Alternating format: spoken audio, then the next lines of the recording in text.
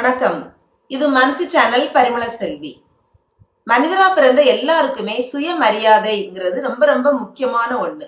சின்ன பிள்ளைங்கள்ல இருந்து பெரியவங்க வயசானவங்க வரைக்கும் ஒவ்வொருத்தருக்கும் அவங்கவுங்க மதிக்கப்படணும் அப்படிங்கிறது அவங்களுடைய அடிப்படை தேவைகள்ல ஒண்ணா இருக்குது. பொதுவா ஆண்களுடைய சுயமரியாதையை பற்றி அல்லது அந்த சுயமரியாதை யாரும் சீண்டி பார்க்கறதே இல்லை. ஏதோ ஜாதி சண்டைகள் அப்படிப்பட்டது தவிர மீதி எந்த விஷயத்திலையும் ஆண்களுடைய சுயமரியாதையை சீண்டி பார்க்கறதே இல்லை. ஆனா பெண்களுடைய சுயமரியாதையை பற்றி பெருசா யாரும் கவலைப்படுறதே இல்லை. ஏன் பெண்களுக்கு கூட அதை பற்றின அக்கறையும் இல்லை, கவலையும் இல்லை அப்படிதான் சொல்ல முடியும். இந்த சமூகத்தினுடைய பழக்கமே அப்படிதான் இருக்குது. இப்போ ஒரு 10-15 நாட்களுக்குள்ளாடி சுயமரியாதை தொடர்பான, அதிலும் பெண்களுடைய சுயமரியாதை தொடர்பான 2 சம்பவங்கள் நடந்தது. அந்த 2 சம்பவங்களுமே ரொம்ப வைரல் ஆயிடுச்சு. சோசியல் மீடியால ஃபுல்லா அதை பற்றி பேசாத யாருமே இல்லைன்னு சொல்லலாம். எல்லாருமே அதை பற்றி தங்களுடைய கருத்துக்களை சொல்லக்கூடிய அளவுக்கு அந்த 2 சம்பவங்களுமே மிகப்பெரிய பேசு பொருளாகி இருக்குது. அதுல ஒரு பெண்ணுக்கு பாராட்டு குவிஞ்சிட்டே இருக்குது, பரிசுகளும் அவங்களுக்கு கிடைச்சிட்டே இருக்குது, நிறைய பேர் ஆதரவு தெரிவிச்சுட்டே இருக்காங்க. ஆனா இன்னொரு பெண்ணை திட்டி தீர்த்துட்டு இருக்காங்க, அவங்களுக்கு ஒரு பெரிய அளவு ஆதரவே இல்லை. அப்படிப்பட்ட ஒரு நிலைமையை தான் பார்க்க முடியுது. சுயமரியாதையை பொறுத்தமட்டில், அதுலயும் குறிப்பாக பெண்களுடைய சுயமரியாதையை பொறுத்தமட்டில் இந்த 2 பெண்களும் வேறு வேறு மாடல்களை கொடுத்திருக்காங்க. அதுல எந்த மாடல் பெண் விடுதலை சார்ந்த சிந்தனையாளர்களுக்கு அல்லது பெண் விடுதலையை தேடக்கூடிய பெண்களுக்கு எந்த மாடல் உகந்தது, எந்த மாடல் அவங்க பின்பற்றி போக வேண்டிய மாடல், அதே மாதிரி இந்த சுயமரியாதை உண்மையிலேயே பெண்களுக்கு இருக்குதா, அதை ஏன் வளர்க்கணும், இதை பற்றி எல்லாம் தான் இந்த வீடியோ. ஸ்கிப் பண்ணாம ஃபுல்லா பாருங்க. இதுவரைக்கும் நம்முடைய மனசு சேனலுக்கு சப்ஸ்கிரைப் பண்ணாதவங்க சப்ஸ்கிரைப் பண்ணி சப்போர்ட் பண்ணுங்க. மாதரே மாதரே மாதரே மாதரே மாதரே மாதரே.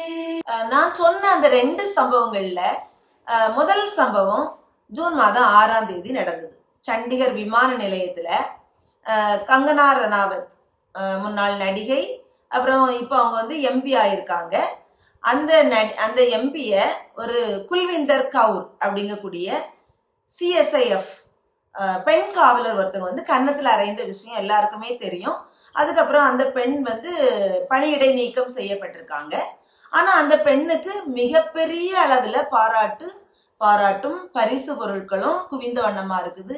நிறைய பேர் அவங்கள ஆதரிச்சிட்டு இருக்காங்க. அவங்க சொன்னது செய்தது சரி அப்படின்னு சொல்லிட்டு இருக்காங்க.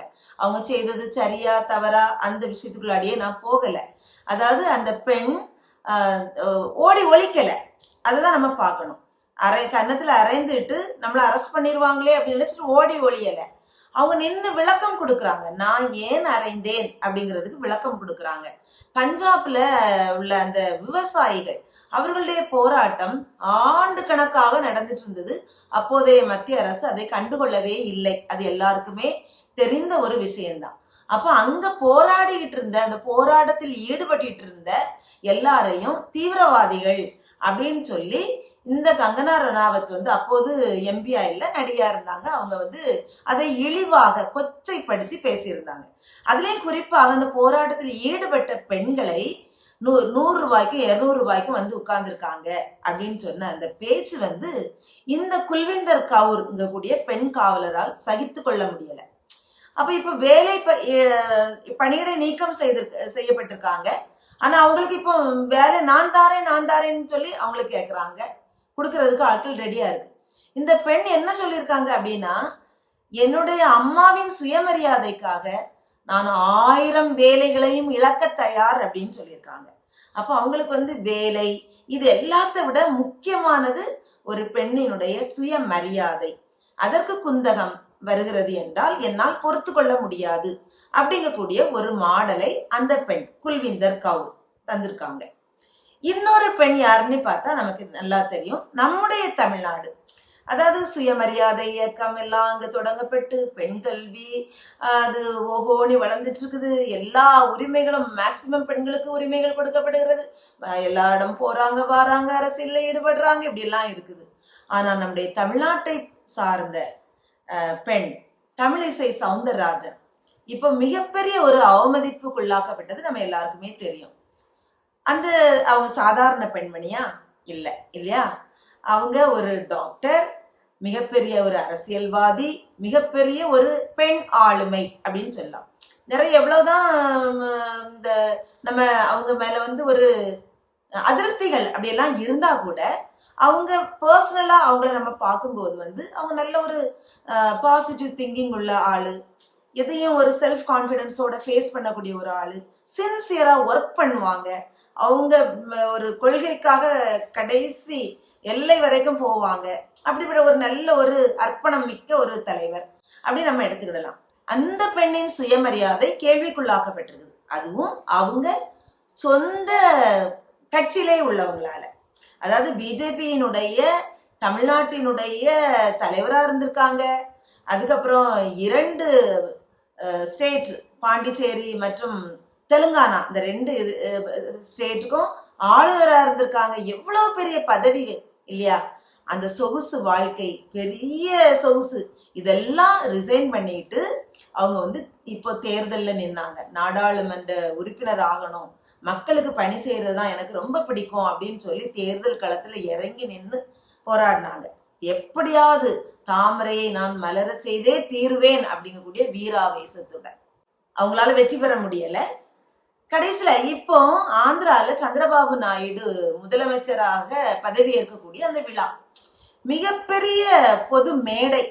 அந்த மேடையில அவ்வளவு தலைவர்கள் வரிசையா உட்கார்ந்துருக்காங்க. அதுலயும் அவங்க பிஜேபியினுடைய தலைவர்கள் வெங்கைய நாயுடு, அமித்ஷா போன்றவர்லாம் உட்கார்ந்துருக்காங்க. அப்ப இவங்க வந்து அரசியல் நாகரிகம் உள்ளவங்க இல்லையா? இந்த பெண் டாக்டர் தமிழிசை சவுந்தரராஜன், இவங்க வரிசை எல்லாருக்கும் ஒவ்வொருத்தருக்கா போய் வணக்கம் சொல்லிட்டு போறாங்க. அமித்ஷா அவர்களுக்கும் வணக்கம் சொல்லிட்டு தாண்டி போன பிறகு கூப்பிட்டு வச்சு அவர் வந்து எச்சரிக்கை விடுக்கிறது மாதிரியான ஒரு இதை தான் நம்ம பார்க்க முடியுது. என்ன சொன்னார் அப்படிங்கிறது தமிழிசை சவுந்தரராஜன் சொல்லி இல்லாம அது வெளியில தெரியறதுக்கு வாய்ப்பு இல்லை.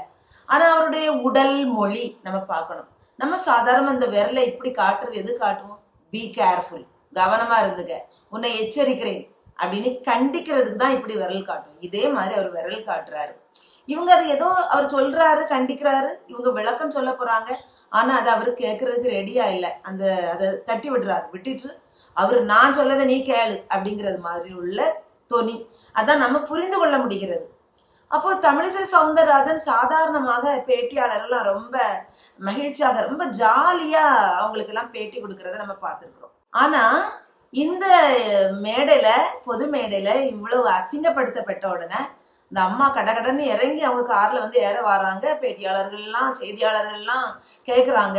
ஆனா இவங்க எதுக்குமே பதில் சொல்லல. ஒரு வணக்கம் மட்டும் போட்டுச்சு, அறிவுரை கூறினார் அப்படிங்கக்கூடிய ஒரு ஒத்த வார்த்தையோட முடிச்சுட்டு போறாங்க. ஆனா அவங்க கட்சி சார்ந்தவர்கள் அதுக்கு ரங்கராஜ் பாண்டே உட்பட நிறைய வேறு விதமான விளக்கங்கள்லாம் சொல்றாங்க. நம்மளுக்கு அது அவசியம் இல்லை. ஆனால் நான் எதை பார்க்கணும் அப்படின்னு சொல்றேன்னா, இந்த தமிழிசை சவுந்தரராஜன் என்ற மிகப்பெரிய பெண் ஆளுமையினுடைய சுயமரியாதை எங்கே போனது? அந்த சுயமரியாதை அவமதிப்புக்குள்ளாக்கப்பட்ட போது தமிழிசை சவுந்தரராஜன் எப்படி நடந்து கொண்டார்? அதற்கு என்ன எதிர்வினை ஆற்றினார்? அதான் நம்ம பார்க்கணும். அப்போ இவங்க என்ன மாடலை விட்டுட்டு போறாங்க? இவங்களை பார்க்கக்கூடிய பெண்கள் என்ன நினைப்பாங்க? இவங்கள ஒரு பெரிய தலைவரா அப்படியெல்லாம் நினைச்சிட்டு இருக்கவங்க அது தலைவரை பின்பற்றணும்னு நினைப்பாங்க இல்லையா? அப்போ அப்படி நினைக்கக்கூடிய பெண்களுடைய சுயமரியாதை என்ன ஆகும்? அது நல்லதா? பெண் விடுதலைக்கு அது நல்லதா? பெண்கள் எல்லாவற்றிலும் தடம் பதிப்பதற்கு அப்படிப்பட்ட ஒரு மாடல் உகந்ததா? அதை நம்ம யோசித்து பார்க்கணும். இப்ப நான் 2 பெண் ஆளுமைகளுடைய மாடல் பற்றி சொன்னேன். சுயமரியாதையை பொறுத்தமட்டில் குல்விந்தர் கவுர், அப்புறம் தமிழிசை சவுந்தரராஜன், இந்த 2 வேறு வேறு மாடல்கள் தான். ஆனா இதுல பெண் விடுதலைக்கு தேவையான மாடல் எதுன்னு கேட்டா குல்விந்தர் கவுர் அவருடைய மாடல் தான். உடனே நான் கன்னத்துல அறையணும், அடிக்கணும், அந்த வன்முறையை பற்றி நான் சொல்லவே இல்லை. அந்த குல்விந்தர் கவுர் காயப்பட்டிருக்கிறார். அதற்கு அவர் எதிர்வினை ஆற்றிருக்கிறார். அவருடைய சுயமரியாதை, அவங்க அம்மாவினுடைய, அதை போல பல பெண்களுடைய சுயமரியாதை காலுக்கு கீழ் போட்டு மிதிக்கப்பட்ட போது அவர் அதற்கு எதிர்வினை ஆற்றிருக்கிறார், எதிர்ப்பு குரல் கொடுத்திருக்கிறார். இதே போன்றுதான் பெண்களுக்கு வந்து கட்டாயமா சுயமரியாதை அவசியம். ஏன்னா இந்த சமுதாயத்துல நம்ம 2ஆம் நிலை, அதுலயும் கீழே தான் இருக்கிறோம். அப்போ நம்முடைய சுயமரியாதையை பேணப்பட்டால்தான் நம்ம எதையாவது ஒண்ணு சாதிக்க முடியும். இந்த சமூகத்துல சிறந்த தலைவர்களாக உருவாக முடியும். சுயமரியாதையால் மட்டுமே மற்றவர்கள் உங்களை மதிக்கும்படி கட்டாயப்படுத்த முடியும் அப்படின்னு சொல்றாங்க. அது உண்மையான கூற்று அப்படிதான் நான் நினைக்கிறேன். இப்போ தமிழிசை சவுந்தரராஜன் அதுல அவருடைய எதிர்ப்பு குரலை பதிவு செய்திருந்தால் நிச்சயமாக இதற்கு பிறகு அவர்களை பார்த்துதான் பேசுவாங்க அவங்க கிட்ட, இல்லையா? அவருடைய சுயமரியாதைக்கு களங்கம் ஏற்படாத வகையில எல்லாருமே நடந்துக்கிடுவாங்க. இது என்ன ஆயிருக்குன்னா, மற்றவங்க எல்லாரும் இதை பேசு பொருளாக்கி அவங்களுக்கு ஒரு ப்ரொடெக்ஷன் கொடுத்தது மாதிரி தமிழிசை சவுந்தரராஜனுக்காக குரல் கொடுக்கிறோம். ஆனா அந்த பெண் குரல் கொடுக்கவில்லை.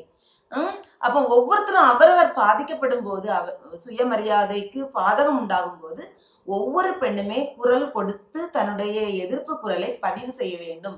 அப்போதான் இந்த சமூகத்தில் நாம் தலை நிமிர்ந்து நிற்க முடியும். சோ அனைவருமே சுயமரியாதையுடன் வாழ்வோம். பிறருடைய சுயமரியாதையை நம்ம மதிப்போம். மற்றவர்களும் சுயமரியாதையோடு வாழ்வதற்கு நம்ம வழி விடணும். மாண்பும் மதிப்பும் மிக்க நல்ல ஆளுமை வளர்ச்சி கொண்ட மனிதர்களாக நம்ம எல்லாருமே வாழ்வோம். இந்த சமூகம் நல்ல ஒரு சமூகமாக, செழுமை மிக்க சமூகமாக மாறும் என்பதுல எந்த விதமான சந்தேகமும் இல்லை. இந்த வீடியோ உங்களுக்கு பிடிச்சிருக்கோம் நம்புறேன். பிடிச்சிருந்தா லைக் பண்ணி ஷேர் பண்ணுங்க. இது பற்றி உங்களுடைய கருத்துக்களை மறக்காம கமெண்ட் பண்ணுங்க. இதுவரைக்கும் நம்முடைய மனசு சேனலுக்கு சப்ஸ்கிரைப் பண்ணாதவங்க உடனடியாக சப்ஸ்கிரைப் பண்ணி சப்போர்ட் பண்ணுங்க. மீண்டும் சந்திப்போம் அடுத்த வீடியோவில். உங்களிடமிருந்து விடைபெறுவது பரிமள செல்வி. நன்றி.